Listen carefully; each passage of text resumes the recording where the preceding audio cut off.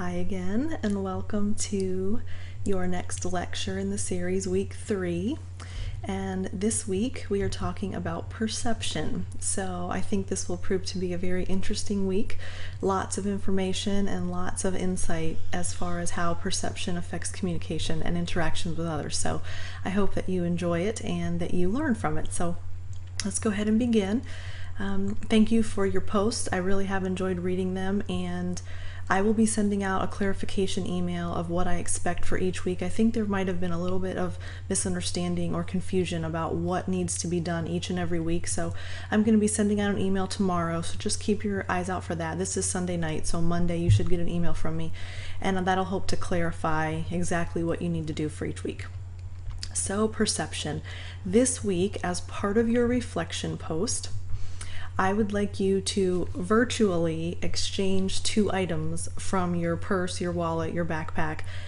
Pretend as if you were in a classroom setting instead of at home. What might you have with you on your person, your purse, your wallet, your backpack, whatever, that represents something important to you? So 2 items that you would have on you and that you think are significant. And I would like you to post those either at the beginning or the end of your reflection post. And all that needs to be done is numbered items 1 and 2 and your 2 items. And do not discuss them. Don't say anything about why you chose them. Just please have 2 items on your list. And now what I would like you all to do with those, as you post yours, choose another student as your partner and reply to their post. So you don't need to start a new thread, just reply directly to their post with a paragraph describing their goals, interests, and talents based on the evidence of those 2 items. So let's say John posts, I have my iPhone and I have a keychain that my dad gave me. Okay, so then Susan comes in and replies to John's post and writes a paragraph saying, based on John's items, I think that his goals are, I think his interests are, I think his talents are. Okay? And obviously, first come, first serve. So the earlier that you post, you may not have as many options, but it may also give you pick of the litter, if you will, for what items you would like to comment on if another student has posted. So if you're the first one to post, check back so that you can do another student's, and you don't have to post mutually. In other words, John doesn't need to comment on Susan and Susan doesn't need to comment on John. Just make sure that if someone has already written a paragraph, you choose someone else. I don't want multiple paragraphs on one person. So there are 14 students, so there should be 7 pairs. So please make sure that you only have 1 pairing. And if you would like, I think it would be very interesting to go back and check for accuracy. What do people think about you based on the items that you choose? And so what I'd like you to do, though, is not to think too hard about this, because this would have been a very spur-of-the-moment thing in a classroom. So don't choose an item that you think is going to elicit a certain response from another student. Just 2 things that are important to you that you would have on you, and just kind of leave it at that. You don't need to spend a lot of time analyzing what those might mean to someone else. Okay, so we will talk a little bit about that and the results of that experiment next week, but clearly the idea is perception. What do people think about you based on the way that they perceive you or your actions or your material possessions, things like that?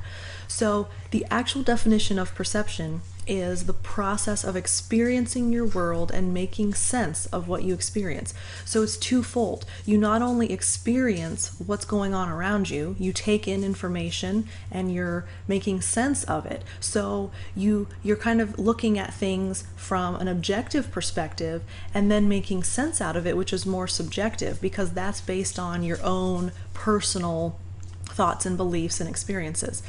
We interpret and assign meaning to what we observe or experience. We talked about symbols and how those represent things. Similar thing with perception. We assign meaning to what we observe. So we're not just looking at someone's car.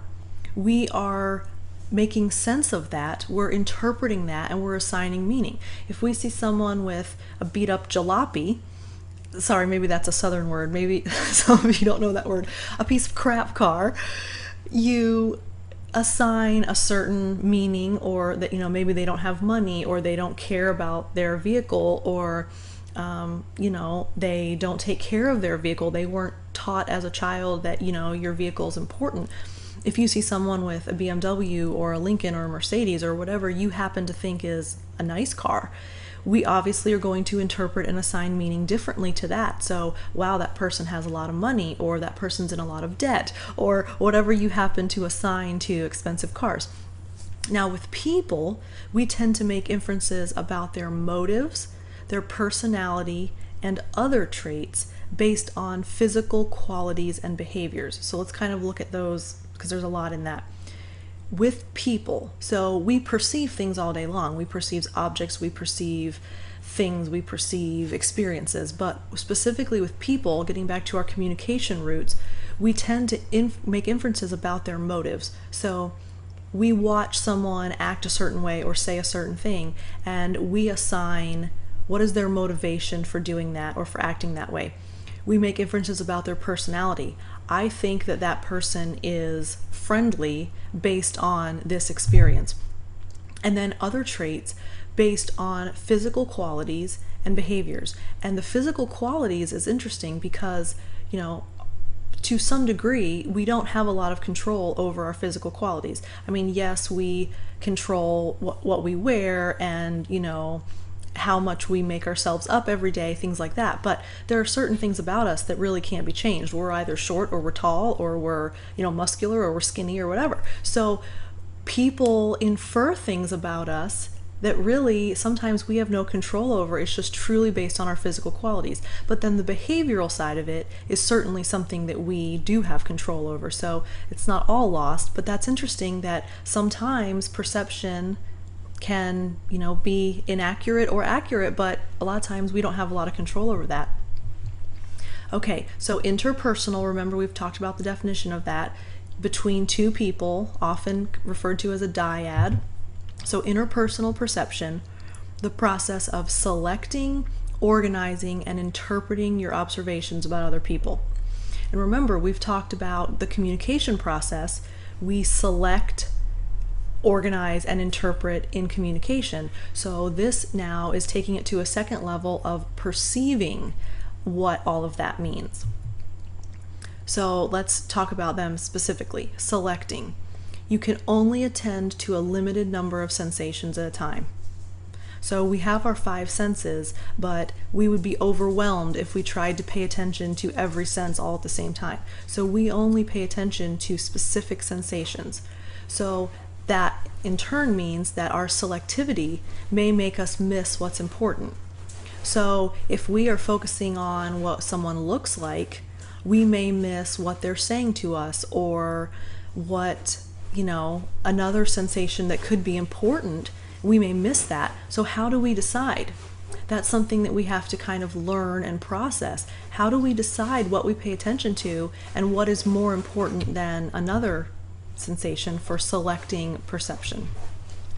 Now, organizing. We group and categorize stimuli into patterns that we understand.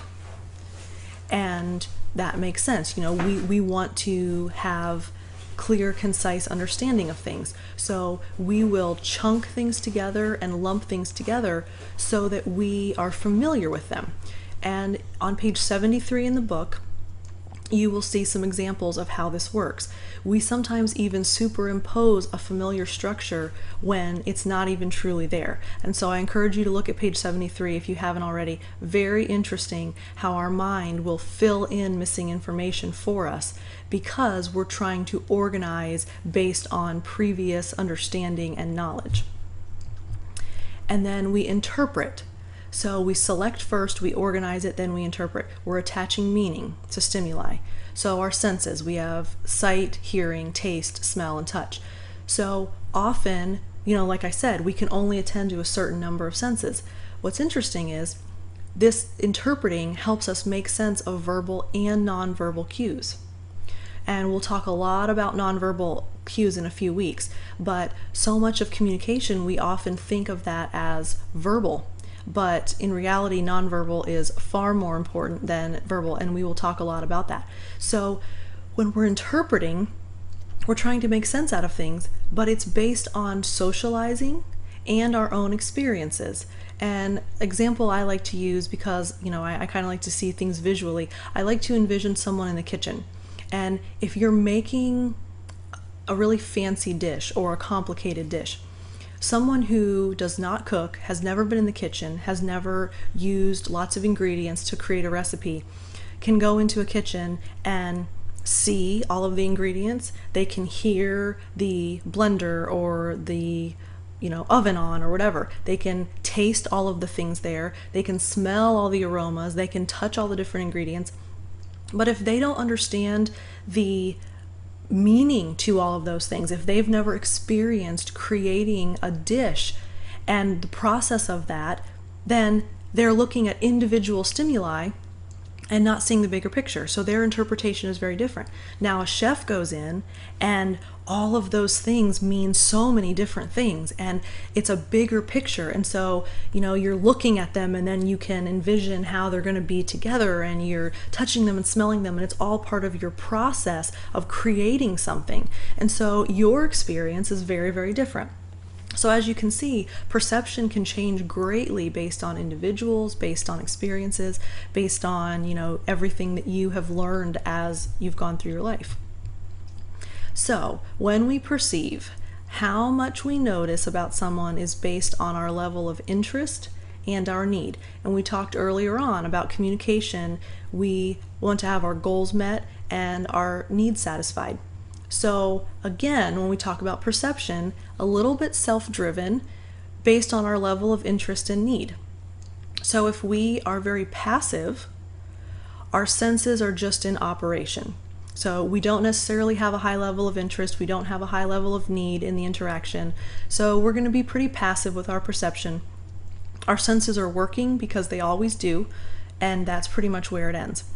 Now, active perception, we are motivated to seek out particular information.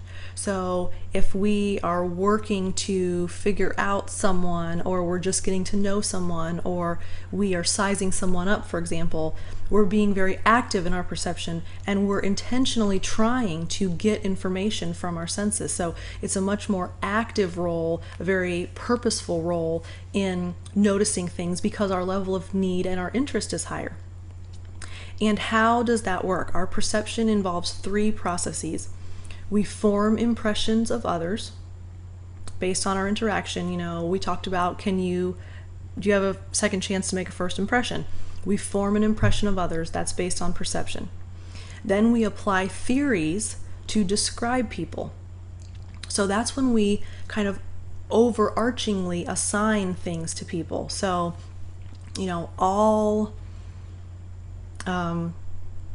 I don't know, everything I think of is a little bit derogatory, so I'm trying to think of something a little nicer. Girls are always late. Okay, that's a theory that you may use to describe people. So we inform a personal impression of someone, but then we also apply a larger theory to people. Or all old people drive slow. Okay, so we have the specific impression and then the theory that we apply, and then we develop our own attribution theories to explain why people behave as they do. And we'll get into the actual definition of an attribution theory. Really interesting concept. So those three processes all play into our perception. So the impressions that we form are collections of perceptions that we maintain. So once we have a perception, it's pretty consistent unless we have reason to change it. And then we use those perceptions to interpret behaviors. So as we go through our everyday interactions, we have collections of all of these perceptions that we have, and then that helps us in every interaction that we have to interpret and assess what's going on. Now, sadly, we form impressions very easily, and then we part with them reluctantly.